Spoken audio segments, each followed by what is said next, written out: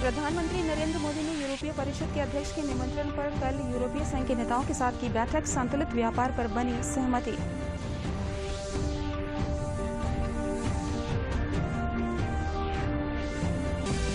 भारत में कोरोना महामारी की दूसरी लहर से निपटने के लिए भारतीय वायुसेना निभा रही है अहम भूमिका। ऑक्सीजन आपूर्ति के लिए कर रही है काम।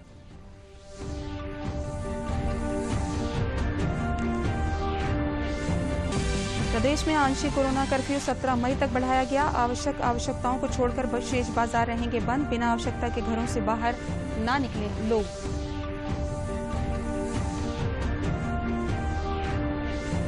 और संघ से लेकर समाज तक के लोग कोविड मामलों के बचाव तथा मानवता की सेवा के लिए आए आगे। ऑक्सीजन, एम्बुलेंस और दवा पहुंचाने का कर रहे हैं काम।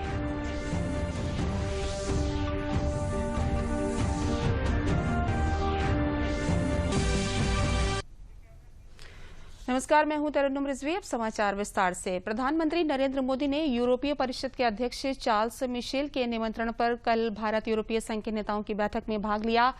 इस बैठक में भारत और यूरोपीय संघ के बीच संतुलित और व्यापक मुक्त व्यापार और निवेश समझौतों पर बातचीत फिर से शुरू करने पर सहमति बनी। व्यापार और निवेश दोनों पर जल समझौतों पर समानांतर बातचीत की जाएगी। इस अहम फैसले से दोनों पक्ष पूर्ण क्षमता से आर्थिक साझेदारी का उपयोग कर सकेंगे।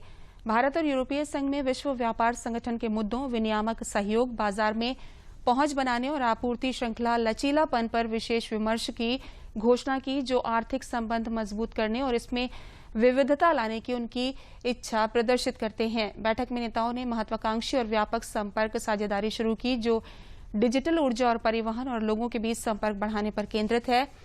ये साझेदारी सामाजिक, आर्थिक, राजकोषीय, जलवायु और पर्यावरणीय स्थिरता तथा अंतर्राष्ट्रीय कानून और प्रतिबद्धताओं की साझा सिद्धांतों पर आधारित है।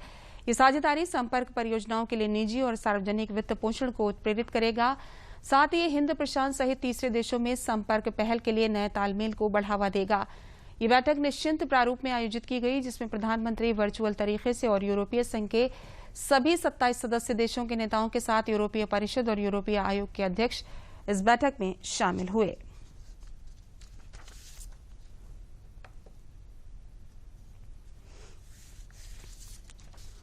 देश भर में कोरोना के मामलों में बढ़ोतरी जारी है। कोरोना संक्रमण के ताजा आंकड़ों की अगर बात करें तो पिछले 24 घंटों में देश भर में कोरोना के 4,03,000 से अधिक नए मामले सामने आए हैं। वहीं पिछले 24 घंटों में 3,86,444 मरीज उपचार करवाकर स्वस्थ हो चुके हैं। इस समय देश में सक्रिय मामलों की कुल संख्या 37,36,648 है। बीते 24 घंटों में देश भर में 4,092 मरीजों की मौत हुई है। वहीं मृतकों का कुल आंकड़ा 2,82,362 हो गया है। भारत में कोरोना महामारी की दूसरी लहर से निपटने के लिए भारतीय वायुसेना अहम भूमिका निभा रही है। वायुसेना ने इंडोनेशिया से 2 ऑक्सीजन कंटेनरों को विशाखापट्टनम पहुंचाया है। वहीं वायुसेना के C-17 विमान के जरिए फ्रांस के बोर्डो से 2 ऑक्सीजन जनरेटर को भारत लाया जा रहा है। साथ ही जर्मनी के फ्रैंकफर्ट से तरल ऑक्सीजन को मुंबई लाया जा रहा है। इसके अलावा वायुसेना देश के विभिन्न राज्यों में ऑक्सीजन मुहैया कराने के लिए पूरी मुस्तैदी के साथ जुटी हुई है। 2 क्रायोजेनिक ऑक्सीजन कंटेनर को हिंडन के भुवनेश्वर पहुंचाया गया। साथ ही हैदराबाद से भी 4 क्रायोजेनिक ऑक्सीजन कंटेनरों को भुवनेश्वर लाया गया है और नागपुर और पुणे से 8 ऑक्सीजन कंटेनरों को भुवनेश्वर और जामनगर लाया जा रहा है।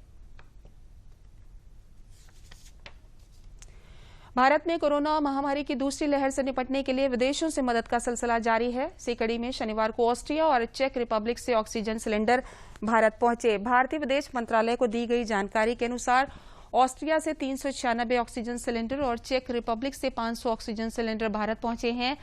इसके साथ ही ऑस्ट्रिया से 1900 ऑक्सीजन कैंडुला भी भारत आए हैं। उत्तर प्रदेश सरकार ने कोविड-19 से लोगों को बचाने के लिए जो आंशिक कोरोना कर्फ्यू शुरू किया है, उसे 17 मई तक बढ़ा दिया गया है।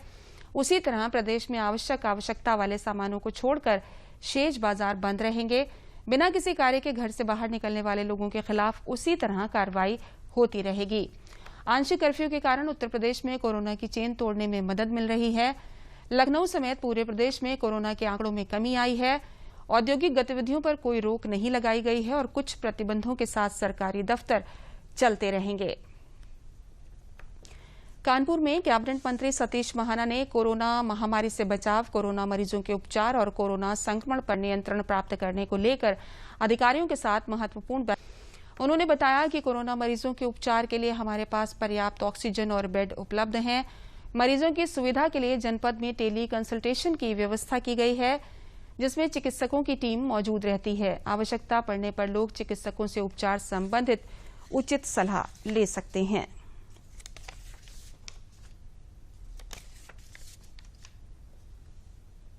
निश्चित तौर पे राज्य सरकार द्वारा घोषित किए गए कोरोना कर्फ्यू का हमको फायदा मिल रहा है और आप सबके सहयोग से सोशल डिस्टेंसिंग और अन्य सावधानियां बरतने के कारण कानपुर नगर में कोविड के केसेस में गिरावट आ रही है। ये खुशी की बात है और इससे ये भी हो पा रहा है कि हमारे पास बेड्स की उपलब्धता है, हमारे पास सफिशिएंट ऑक्सीजन बेड्स उपलब्ध, युक्त बेड्स उपलब्ध हो रहे हैं और जैसे जैसे गिरावट आ रही है वैसे वैसे हम ये सुनिश्चित कर रहे हैं कि लोगों को अच्छी से अच्छी केयर मिल सके। माननीय मुख्यमंत्री जी के निर्देशन में टेली कंसल्टेशन की व्यवस्था हमारे कानपुर नगर जिले में कर दी गई है। लैंडलाइन नंबर है 0512 7138 506। इस नंबर पे कॉल करके या हमारा जो ICCC का कॉल सेंटर है, कोविड कॉल सेंटर का नंबर है, हेल्पलाइन नंबर जो है 1800-180-5159, इन दोनों नंबर्स में आप फोन करके टेली कंसल्टेशन की व्यवस्था है। वहाँ पे डॉक्टर्स बैठते हैं और वो डॉक्टर्स आपकी कोई परेशानी जो हेल्थ से रिलेटेड होगी सुनेंगे और जो उचित मेडिकल ओपिनियन उनका होगा वो आपको बताएंगे। निश्चित तौर पे इसका इस्तेमाल करके हमारे जो कानपुर निवासी हैं उनको फायदा होगा और आप सबसे अपील है यदि आपको इस तरह की आवश्यकता होती है तो आप इन नंबर्स का फायदा उठाएं और टेली कंसल्टेशन का उपयोग करें। केंद्रीय मंत्री संतोष गंगवार ने यूपी सरकार को कोरोना से लड़ने के लिए प्रस्ताव दिए हैं। अपने प्रस्ताव में उन्होंने प्रदेश सरकार से कहा है कि जो मेडिकल कॉलेज ऑक्सीजन प्लांट लगाने के इच्छुक हैं उन्हें 50% की छूट दी जाए। उन्होंने बरेली में कई मेडिकल कॉलेजों से संपर्क किया है जो इस संबंध में पहल करना चाहते हैं। उन्होंने कहा कि हमारे प्रयासों से लोग ऑक्सीजन की कमी को दूर करने के लिए आगे आ रहे हैं। ऑक्सीजन की समस्या तत्कालिक है जिसे प्रयास करके दूर किया जा सकता है। साथ ही उन्होंने प्रस्ताव दिया है कि जीवन रक्षक दवाइयों और उपकरणों की प्रदेश में काला बाजारी पर रोक लगाने के लिए ऐसे लोगों को चिन्हित किया जाए।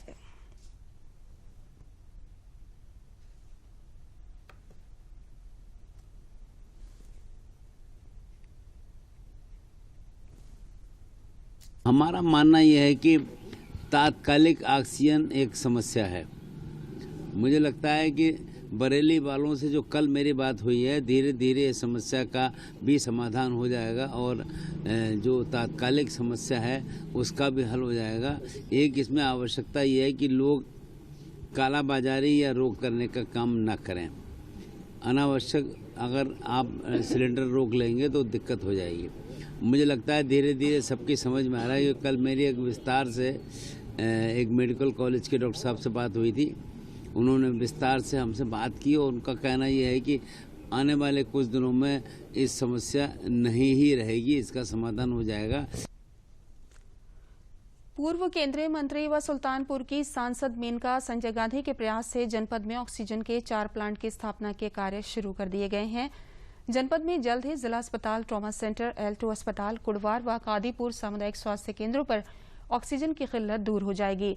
सांसद की पहल पर पहला प्लांट जिला अस्पताल में जल्द ही यूपीडा के सहयोग से DRDO की ट्राइडेंट कंपनी द्वारा स्थापित किया जाएगा।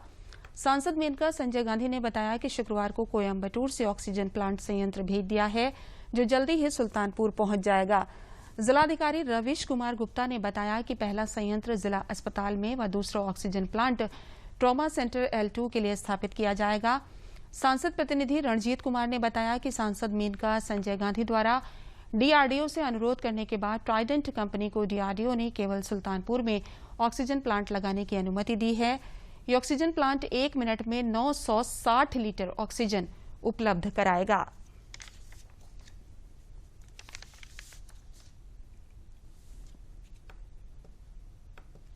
जनपद में इस समय 4 PSA प्लांट लगने की कवायद चल रही है, जिनमें से 2 अब मूर्त रूप से लगने वाले हैं और 2 थोड़े लॉन्ग टर्म प्लान में हैं। एक तो अभी CHC कादीपुर में माननीय विधायक जी की निधि से लग रहा है, उसकी वर्क हो गई है और उसका प्लांट भी आ गया है। दूसरा जो हमने यूपीडा के CSR से ऑर्डर दिया था, उसका ऑर्डर फंसा हुआ तो माननीय सांसद जी ने वहाँ पे फ़ोन कर दिया, तो वो भी हमारा ऑर्डर रिलीज़ हो गया है। वो भी 2-3 दिन में हमारे पास यहाँ आ जाएगा जो कि हमारे L2 अस्पताल में लगेगा, वो 50 बेड को कवर करेगा। तीसरा एक प्लांट CHC कुड़वार में लग रहा है 30 बेड का, जो कि चीनी उद्योग द्वारा प्रमुख सचिव चीनी के सौजन्य से वो लगवाया जा रहा है। और जो चौथा एक प्लांट DRDO जो कि भारत सरकार माननीय प्रधानमंत्री जी की ओर से, वो थोड़ा लॉन्ग टर्म में आएगा, बट उसका कार्य जो है हमने जिला अस्पताल में शुरू करा दिया है। वो 100 बेड तक का बड़ा प्लांट वो कवर करेगा। देखिए, सुल्तानपुर में ऑक्सीजन के क्राइसिस लगातार हो रहे थे, जो जिला प्रशासन यहाँ लगातार प्रयासरत था, लेकिन फिर भी पूरा नहीं हो रहा था। ये विषय माननीय सांसद जी के संज्ञान में दिया गया और यूपीडा के तरफ से जो CSR स्कीम के तहत सुल्तानपुर में एक ऑक्सीजन प्लांट लगाना था, वो कोयम्बटूर में ट्राइडेंट कंपनी के तहत आना था यहाँ, लेकिन वहाँ से आने में दिक्कत हो रही थी, तो माननीय सांसद जी के संज्ञान में दिया गया और माननीय सांसद जी ने फिर DRDO के थ्रू बात करके ट्राइडेंट कंपनी से उसको तत्काल कल ही वहाँ से रवाना करवा दिया है, जो कल देर शाम तक यहाँ पहुँचने की संभावना है। और DRDO के तरफ से भी एक ऑक्सीजन प्लांट लगना है, वो भी बहुत जल्द ही प्रयास में है सांसद जी, वो जल्द ही लगा दिया जाएगा। और इसी तरह कादीपुर में माननीय विधायक राजेश गौतम जी के निधि से भी वहाँ एक प्लांट लग रहा है। तो कुल मिला के सुल्तानपुर में अब गैस के प्रॉब्लम बहुत जल्द ही सुदृढ़ हो जाएगी और लोगों को राहत मिलेगा। रामपुर जिले में अब कोरोना से संक्रमित मरीजों को ऑक्सीजन के लिए भटकना नहीं पड़ेगा, क्योंकि रामपुर की डिस्टिलरी फैक्ट्री के डायरेक्टर KP सिंह ने अब कोरोना से संक्रमित मरीजों को बचाने के लिए ऑक्सीजन प्लांट लगाने की बात कही है, जिससे मरीजों को समय पर ऑक्सीजन मिल सकेगी। रामपुर डिस्टिलरी फैक्ट्री के डायरेक्टर KP सिंह ने बताया कि प्रदेश सरकार ऑक्सीजन सप्लाई को लेकर बहुत गंभीर है। समाज सेवा के क्षेत्र में इंडस्ट्रीज को आगे आना चाहिए। इसी क्रम में उन्होंने 5 जिलों को चिन्हित किया है, जिसमें वे ऑक्सीजन सप्लाई के लिए प्लांट लगाएंगे। इस प्लांट से सरकारी अस्पतालों में भी सप्लाई होगी। योगी सरकार उत्तर प्रदेश में ऑक्सीजन सप्लाई को लेकर बहुत गंभीर है, लेकिन ये देख रहे हैं कि जितनी सप्लाई गवर्नमेंट दे पा रही है वो पूरी नहीं पड़ रही है, बीमार लोग ज़्यादा हो रहे हैं। ऐसे में समाज सेवा के क्षेत्र में इंडस्ट्रीज को आगे आना चाहिए, लेकिन हमने इससे पहले कोई आगे आए, हमने अपने आप निवेदन किया मुख्यमंत्री जी के माध्यम से कि हम लोग 5 जिलों को हमने चयनित किया है, जिसमें अपने ऑक्सीजन सप्लाई के अपने जनरेटर लगाएंगे। ये हॉस्पिटल्स बाहर की ऑक्सीजन पे निर्भर नहीं रहेंगे, उनकी अपनी जो जनरेशन होगी वहाँ पे हर मरीज को मिलती रहेगी। ऐसे 5 डिस्ट्रिक्ट में हमने मशीनों का ऑर्डर दे दिया है। यथासंभव प्रयास करेंगे कितनी जल्दी वो मशीनें वहाँ आए। जौनपुर में देर रात जिलाधिकारी मनीष कुमार वर्मा ने जिला महिला अस्पताल में बने L2 कोविड अस्पताल में PPE किट पहनकर मरीजों को दी जा रही सुविधाओं का जायजा लिया। इस दौरान उन्होंने कहा कि जनपद में रेमडेसिविर एवं अन्य दवाओं की कोई कमी नहीं है। निरीक्षण के दौरान उन्होंने अस्पताल में साफ सफाई रखने के निर्देश दिए। जिलाधिकारी ने लगभग 1 घंटे तक विभिन्न वार्डों का निरीक्षण किया। इस दौरान उन्होंने स्वास्थ्य कर्मियों से बात की और उन्हें आश्वस्त किया कि उन्हें किसी भी प्रकार की समस्या नहीं होगी। सेवा भावना से मरीजों का इलाज करें, प्रशासन उनके साथ खड़ा है।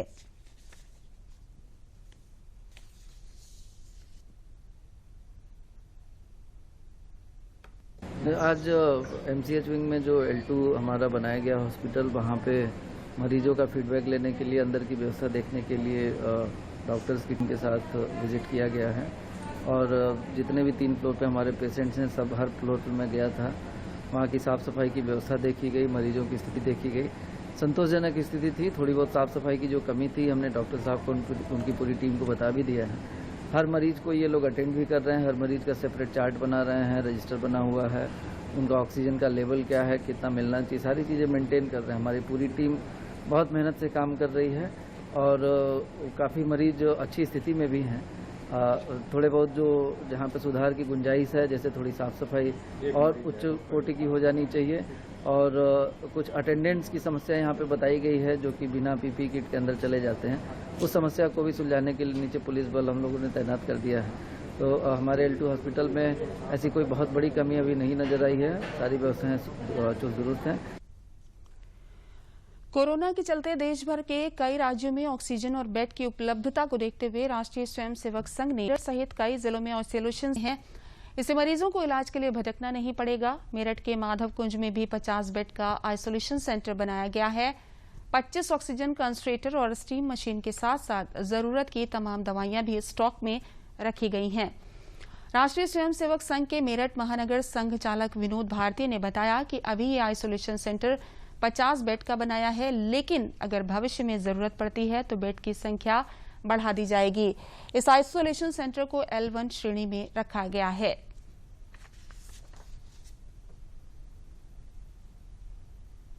देखिए, ये जो इस समय कोरोना काल चल रहा है, ये इसका वैश्वीकरण हो चुका है और इस वैश्वीकरण के अंदर विशेष तौर से हमारे भारत देश के अंदर राष्ट्रीय स्वयंसेवक संघ ने हमेशा जब भी कभी कोई त्रासदी होती है तो उसके अंदर हमारे सेवाभावी कार्यकर्ता स्वयंसेवक अपना तन मन धन से जुट जाते हैं। ऐसे रोगी जो कहीं जाने आने की स्थिति में नहीं होते, बहुत दरिद्र अवस्था में होते हैं, तो ऐसे रोगियों को पूर्णतः निःशुल्क इसका इलाज देने का सोचा गया और ऐसे हमारे केंद्र वैशाली में, गाजियाबाद में, नोएडा में भी चल रहे हैं।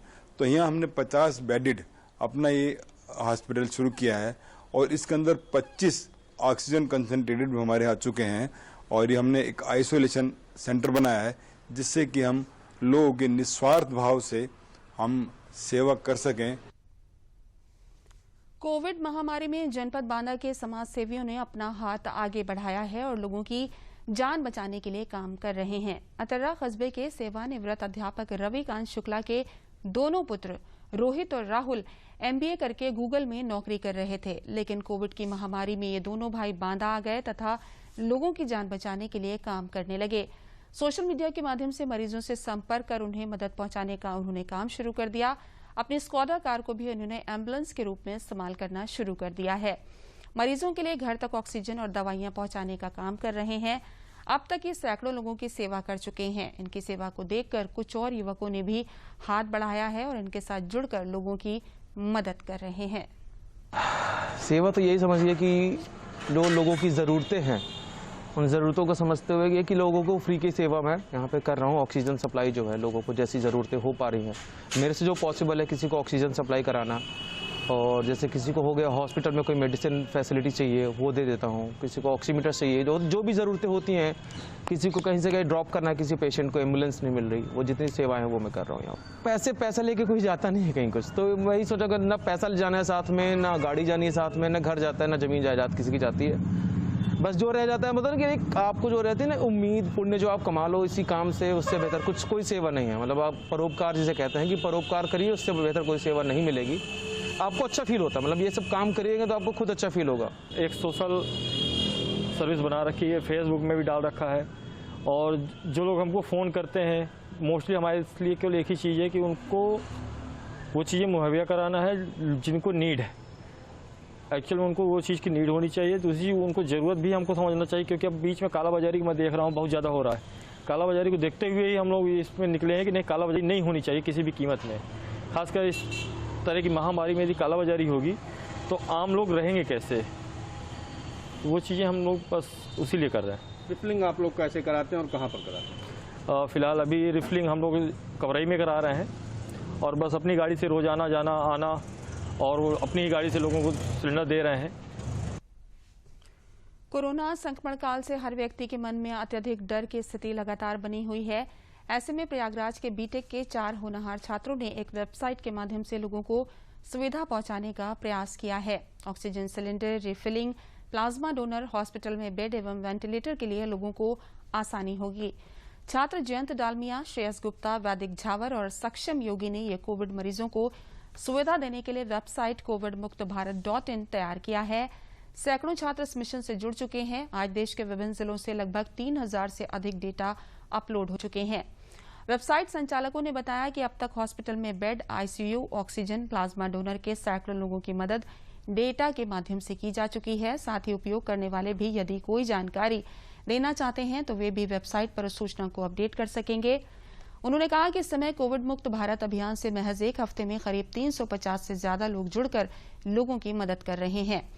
उन्होंने लोगों से अपील की है कि आप भी इस अभियान से जुड़कर देश को कोविड मुक्त बनाने के लिए वेबसाइट पर जाकर रजिस्टर कर सकते हैं और जरूरतमंद लोगों की मदद कर सकते हैं।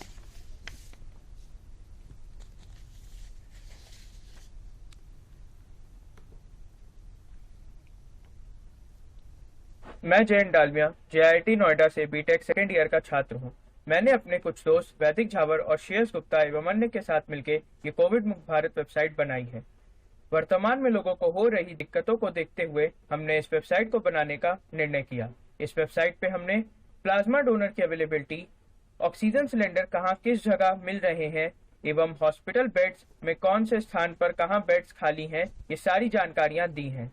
इस वेबसाइट को बनाने में हमें 3 दिन की कड़ी मेहनत और समय लगा। कृपया इस वेबसाइट को लोगों तक पहुंचाएं और उनकी भी मदद में सहायता करें। सक्षम योगी है। मैं PSIT कानपुर से बीटेक फर्स्ट ईयर का स्टूडेंट हूँ।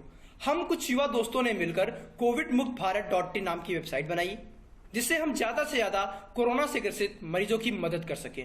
हमारे इस कोविड मुक्त भारत मिशन में भारतीय युवा विद्यार्थी संगठन के सहयोग से 50 से अधिक युवा सक्रिय होकर लगातार कार्य कर रहे हैं। पिछले 1 हफ्ते में वेबसाइट के माध्यम से सैकड़ों कोरोना से ग्रसित मरीजों की मदद भी हुई है। सबसे बढ़िया बात यह है कि हमारे इस वेबसाइट पर देश का कोई भी नागरिक डेटा अपलोड कर सकता है। हम उसको वेरीफाई करने के बाद अप्रूव कर देते हैं।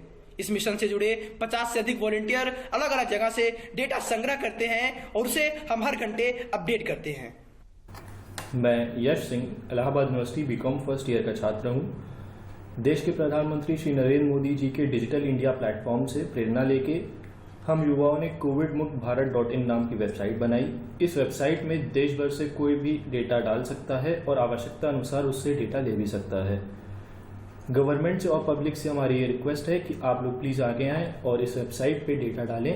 उसे वेरीफाई करने के बाद हम उसे अप्रूव कर देंगे, जिससे ज़्यादा से ज़्यादा लोगों की मदद हो पाएगी। मेरा नाम उत्कर्ष अरोरा है। मैं प्रयागराज संगम क्षेत्र का निवासी हूँ। यह वेबसाइट कोविड मुक्त भारत .in की वजह से मेरे चाचा की जान बची और उन्हें वेरीफाइड प्लाज्मा डोनर मिला। हम लोग बहुत परेशान थे, तभी मुझे सोशल मीडिया के माध्यम से इस वेबसाइट के बारे में पता लगा। तो मैं इस वेबसाइट से मुझे वेरीफाइड प्लाज्मा डोनर मिला। इस वेबसाइट में सभी हॉस्पिटल के वेरीफाइड डेटा हैं। यह साइट हमारे लिए बहुत लाभकारी है। मेरा नाम हिमांशु पाल है। मैं जौनपुर का निवासी हूँ। मेरे दादाजी की तबीयत खराब थी, जिससे उन्हें आसपास के अस्पतालों में भर्ती नहीं ले रहे थे। उसके बाद मैंने अपने फ्रेंड के व्हाट्सएप स्टेटस पे कोविड मुक्त भारत वेबसाइट को देखा। फिर मैं उस वेबसाइट पे गया, जिसके जरिए मुझे एक अच्छा अस्पताल मिला और मेरे दादाजी का इलाज हो सका और वह पूर्णतः स्वस्थ हैं। थैंक्स टू कोविड मुक्त भारत। यह एक बहुत ही बढ़िया वेबसाइट है, जिसके जरिए हम भारत को कोविड मुक्त बना सकते हैं। गोंडा में अब तक कुल 10,534 लोग कोरोना पॉजिटिव हुए हैं, जिनमें 8,686 मरीज ठीक हुए हैं और 135 लोगों की मौत हो गई है। जिले में कुल 1,713 एक्टिव मरीज हैं, जिसमें से 42 कोविड अस्पताल में और 102 प्राइवेट अस्पताल में निजी खर्च पर और शेष होम आइसोलेटेड हैं। जिले के सभी अस्पतालों में कुल 339 बेड खाली हैं। कोरोना से ठीक हुए लोगों ने अपना अनुभव बताते हुए कहा कि कोविड हॉस्पिटल में चिकित्सकों का अच्छा व्यवहार, समय से खाना, दवा, ऑक्सीजन की उपलब्धता से इम्यूनिटी मजबूत हुई और वे जल्द स्वस्थ हुए हैं। वहीं कोविड अस्पताल के मुख्य चिकित्सा अधीक्षक डॉक्टर दीपक ने बताया कि कोरोना की दूसरी लहर में 13 मार्च से अब तक 464 पॉजिटिव मरीज भर्ती हुए, जिनमें 328 ठीक हो गए हैं। उन्होंने बताया कि ऑक्सीजन की अब तक कोई कमी नहीं हुई है। मैं घर पर आइसोलेट था और मैं यही समाज को मैसेज देना चाहूँगा कि सैनिटाइजर का प्रयोग करें, मास्क पहने, उचित दूरी बनाकर रखें और जो कोविड का वो है उसका अनुपालन ठीक तरीके से करें। कोविड से डरे नहीं, कोई वैसी बड़ी वो है नहीं, बाकी सब डिस्टेंस बना के रखें और सुरक्षित रहें। मेरा नाम बीना यादव है। हम पॉजिटिव थे और घर पे ही होम आइसोलेट थे और यहाँ की जो टीम बनी हुई थी, मुझे उससे अच्छी व्यवस्था मिली है। टाइम टाइम पे डॉक्टर कॉल भी कर रहे थे, हमारा हालचाल भी ले रहे थे। हम लोगों को यही बताना चाहते हैं कि सोशल डिस्टेंसिंग का पालन करें, घर में रहें, हाथ को सैनिटाइज करें और हैंड वॉश करते रहें। हम तो हॉस्पिटल में एडमिट थे। सारी सुविधाएं मतलब हॉस्पिटल की सारी बहुत अच्छी थी और जो भी घर पे भी हम लोग कुछ दिन के लिए आइसोलेट हुए थे, तब भी अच्छी सुविधा मिली थी। और ठीक होने के बाद यही मैसेज देना चाहेंगे कि ज़्यादा से ज़्यादा लोग अपना घर में ही रहें, मास्क लगाएं और ज़्यादा से ज़्यादा दूरी बना के रखें एक दूसरे से। ये 13 मार्च से मरीजों के सेकेंड वेव का एडमिट होने का सिलसिला शुरू हुआ और 13 मार्च से लेकर आज तक में 464 मरीज हमारे यहाँ एडमिट हुए। इसमें से 328 मरीज ठीक होके चले गए और 47 मरीज अभी हमारे यहाँ भर्ती है। वाराणसी में प्रधानमंत्री गरीब कल्याण योजना के तहत 2 माह का राशन प्रति व्यक्ति 5 किलो मिलने से लोगों को काफी राहत मिली है। लोगों ने बताया कि मई और जून 2 माह तक इस लॉकडाउन के समय में कोरोना महामारी के कारण भारत सरकार की तरफ से गेहूं व चावल मिलाकर के प्रति यूनिट 5 किलो मिल रहा है। ये राशन दिए जाने से काफी सहूलियत हो रही है और इस बंदी के समय में लोगों का खाना पीना चल रहा है। मौके पर राशन की दुकान के संचालक ने बताया कि पिछले वर्ष भी महामारी के कारण लोगों को राशन वितरण किया गया था। इस वर्ष मई जून 2 माह के लिए प्रति यूनिट 5 किलो राशन देने का आदेश मिला, वो भी निःशुल्क। लाभार्थी इससे काफी प्रसन्न है और सभी ने इस योजना के तहत महामारी के समय प्रति व्यक्ति 5 किलो राशन दिए जाने का स्वागत किया है।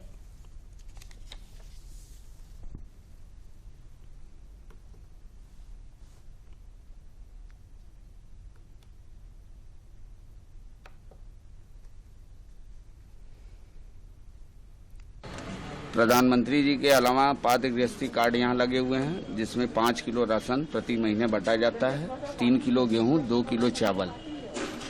लॉकडाउन के समय पिछले वर्ष भी सभी पात्र गृहस्थी के कार्ड धारकों को प्रति यूनिट, प्रति व्यक्ति मतलब 5 किलो राशन फ्री में भारत सरकार द्वारा दिया गया था और इस वर्ष भी मई और जून में 2 महीने का राशन निःशुल्क बांटा जाएगा।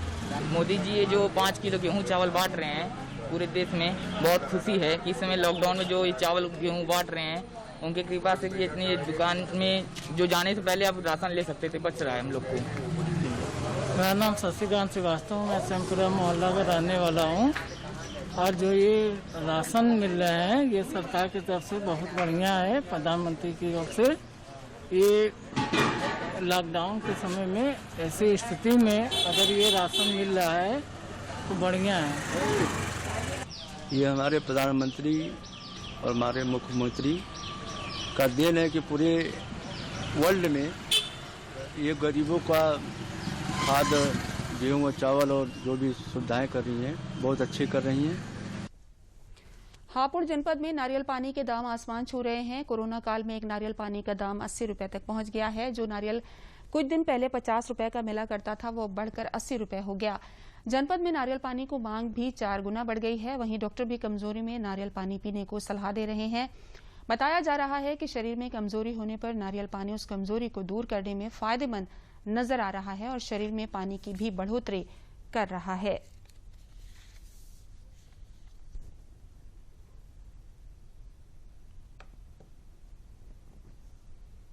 इस टाइम मतलब कोरोना काल में नारियल की बहुत ही डिमांड है, क्योंकि हर डॉक्टर कहीं भी जाओ इम्यूनिटी पावर बढ़ाने के लिए नारियल या कीवी इन्हीं चीज़ों का नाम ले रहा है। पहले बिकता था, आज से 20 दिन पहले 50 रुपये का ऐसे बिकता था, 20 दिन पहले की बात है। और इस टाइम 80, 75 जो भी मतलब जैसा भी हिसाब बैठता है उस हिसाब से आदमी ले जाता है।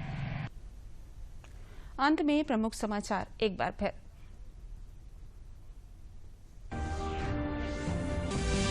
प्रधानमंत्री नरेंद्र मोदी ने यूरोपीय परिषद के अध्यक्ष के निमंत्रण पर कल यूरोपीय संघ के नेताओं के साथ की बैठक, संतुलित व्यापार पर बनी सहमति।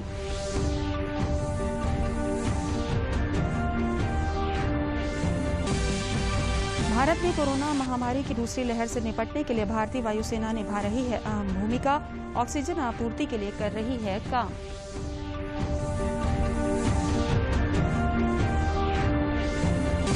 प्रदेश में आंशिक कोरोना कर्फ्यू 17 मई तक बढ़ाया गया। आवश्यकताओं को छोड़कर शेष बाजार रहेंगे बंद। बिना आवश्यकता के घरों से बाहर ना निकलें लोग।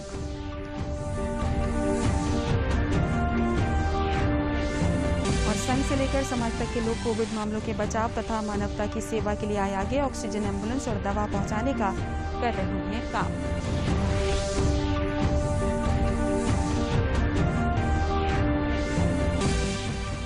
समाचारों में बस इतना ही और आप भी जब बाहर निकलें तो मास्क जरूर लगाएं हमारी तरह। नमस्कार।